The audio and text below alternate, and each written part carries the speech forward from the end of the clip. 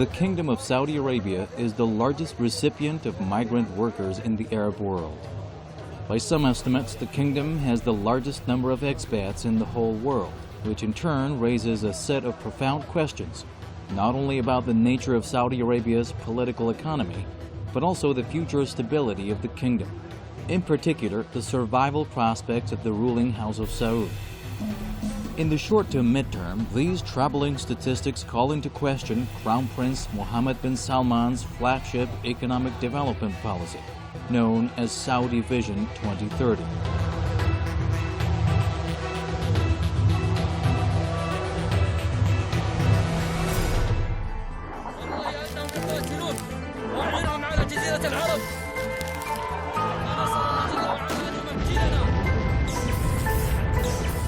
الحادث اللي حدث مؤلم جدا لجميع السعوديين.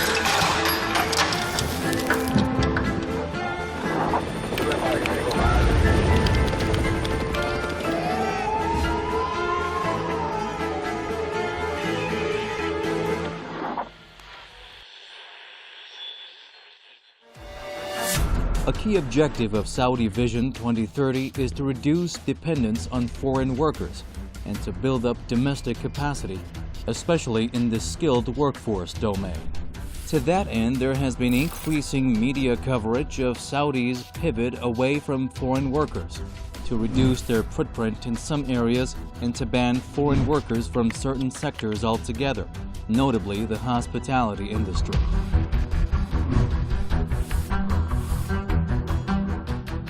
The Saudis, because of economic reasons, they want to create more jobs for the Saudis. And it is estimated that by 2020, at least 70% of the Yemenis will be leaving Saudi Arabia or will be expelled. Now, we know that Bangladeshi workers have been coming back. Just last month alone, over 1,000 Bangladeshi workers have left Saudi Arabia. Part of the reason is this: many of them are undocumented, or they lost their sponsorship, or became illegal. They've been forced out. Many of them were in detention centers. We're now letting them go. Whether there's a political reason, obviously there must be, because of the civil war in Yemen. Saudi government is involved in there very heavily, and that could pose a security threat for them, at least in Saudi perception, and that could compel Saudis to expel many of the Yemenis who are there. But so are other foreigners from South Asia who might be actually also fall under this because of this new economic reform program where Saudis are priority and they don't want as many foreign workers there. But the real picture is much more mixed, with increasing signs that the kingdom is in fact poised to increase its dependence on foreign workers in some areas, especially the skilled workforce sector. Fact check 1. What percent of the Saudi kingdom's population do foreign workers comprise?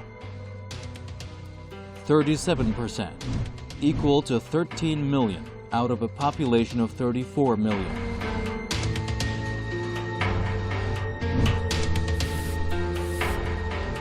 If you arrive in Arabia and have some great idea, even if you want to open a business, you need a sponsor.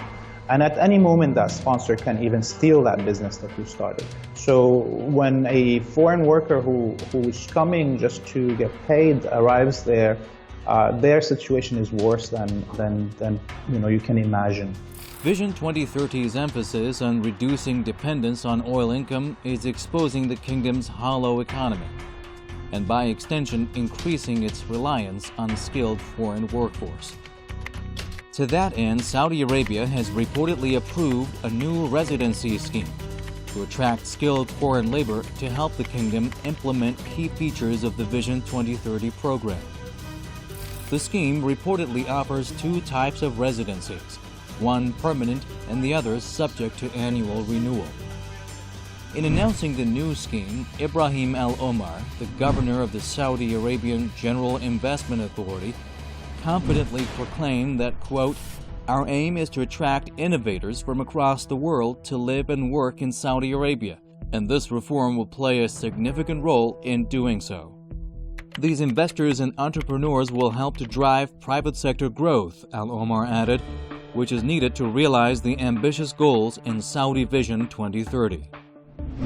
Fact check 2. How much do foreign workers make up the workforce in the Saudi private sector? 80%, with Bengalis, Filipinos, Pakistanis, Indians, and Indonesians forming the majority. So here is foreign workers that are coming from very poor countries, situations that, their families need to live. So a lot of these foreign workers would take any job that can help them send money back to their parents, their husbands, their wives, their children. And unfortunately, because of this desperation for a living wage, the Saudi authorities take full advantage of that and not only give them low wages, but overtax them for services that they don't receive at all. The developing picture is one of stratification of the migrant workforce economy and a deepening polarization between foreign skilled workforce and the low-skilled and unskilled armies of foreign laborers. This sharp stratification has huge implications, not just for economic stability, but also the kingdom's foreign policy and national security. In terms of economic stability, the driving force behind the plan to reduce the migrant labor force is the spiraling unemployment rate in the kingdom, and specifically the high youth unemployment rate. Youth unemployment rate is a national security issue for the House of Saud, as the jobless youth are prone to radicalization and potentially more willing to come out onto the streets to challenge the regime.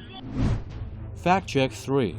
How bad is Saudi youth unemployment rate estimated to be over the next decade? On current trajectory, it is set to exceed 42% by 2030. It was presumably a fixation on addressing this political time bomb, which in 2018 prompted Saudi rulers to encourage foreign workers to leave. The idea being that as the foreigners left, the jobs left behind would automatically be filled by Saudi young people. Except, of course, that didn't happen. As usual, the impulsive and impromptu measures of Saudi rulers did not produce the desired outcome, as the economy began to suffer as a result of the exodus of foreign workers. Fact check 4. How many private sector jobs did Saudi Crown Prince Mohammed bin Salman set out to create by 2020, but failed to do so? 450,000 failed job opportunities.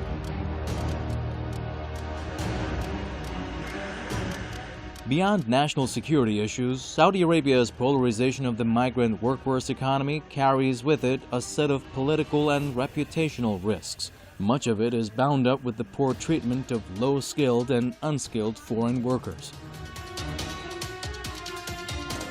Last दिसंबर तक salary मिली है, उसके बाद जनवरी, फरवरी, मार्च, अप्रैल, मई, जून, जुलाई, अगस्त, सितंबर तक salary नहीं मिली। मैं 18 साल Saudi अरब में काम किया है, ठीक है। 18 साल के मेरा बेनिफिट करीब 24,000 सैलरी लेके मेरा 42,000 रियाल बन रहा है। इसी उम्मीद था कि अगर दे देगी कंपनी तो हमारा कुछ काम होगा। The restrictive and punitive regime imposed on low-skilled and unskilled foreign laborers, most of whom come from poor Asian countries, contrasts sharply with the red carpet treatment offered to skilled workers from rich Western countries. The situation is really bad for foreign workers in Saudi Arabia because of the racism that is there. In general, there's a hierarchy for foreign workers, starting with other Arabs, then going down to South Asians and Filipinos and black people. Racism that is systemic in Saudi Arabia has made it impossible for foreign workers in Saudi Arabia to feel at home or comfortable in their work. In the second part of the program, we take a look at how Saudi Arabia subjects the millions of low-skilled and unskilled Asian laborers to the most appalling and degrading treatments, and crucially what that tells us about the nature of the Saudi state and society.